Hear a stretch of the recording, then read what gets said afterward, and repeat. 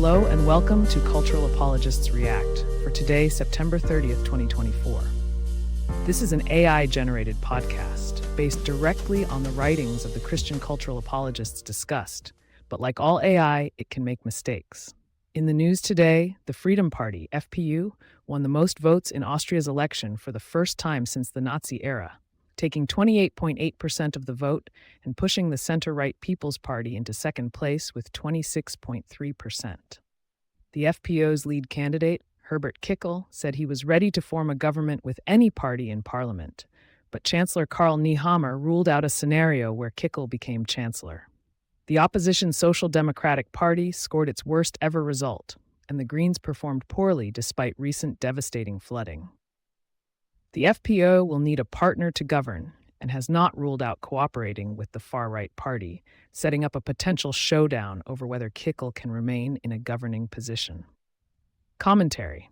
In the aftermath of Austria's election results, it is tempting to view the Freedom Party's FPO victory as simply another harbinger of a world increasingly organized around exclusion rather than inclusion. Yet this would be to miss the deeper cadence of what has occurred, a cadence that resonates with the very fabric of our societies. As Marilynne Robinson so eloquently observes, the problem with our modern world is not that it is a secular world, but rather that it is a sectarian one. Its most deep-seated divisions are those which separate people from each other and from the divine source of their unity. In this light, the FPO's victory can be seen as a manifestation of our collective failure to cultivate a sense of solidarity and compassion.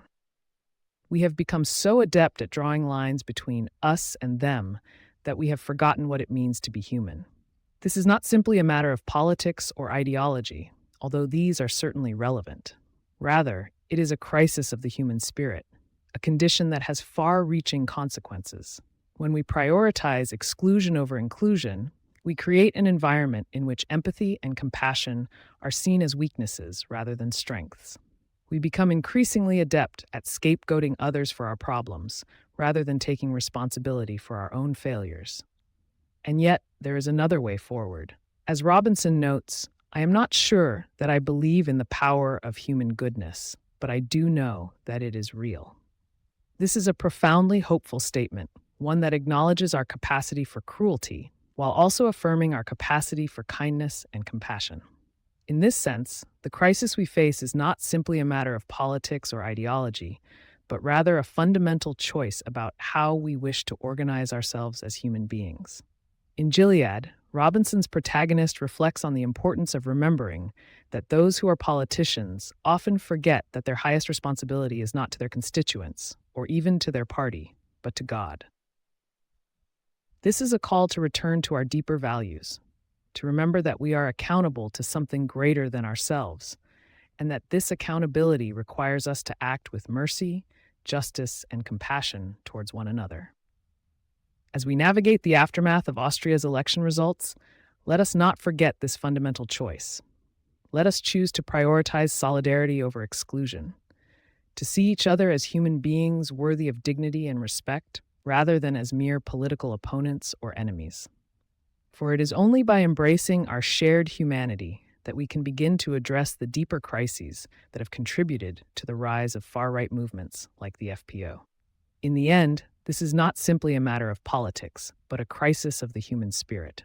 And it is precisely at this point that Robinson's ideas offer us a way forward.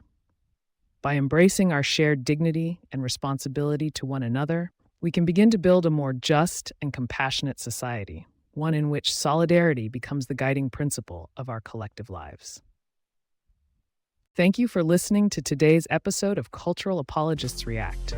Be sure to come back tomorrow for a new take on the day's news from the standpoint of Christian cultural apologetics.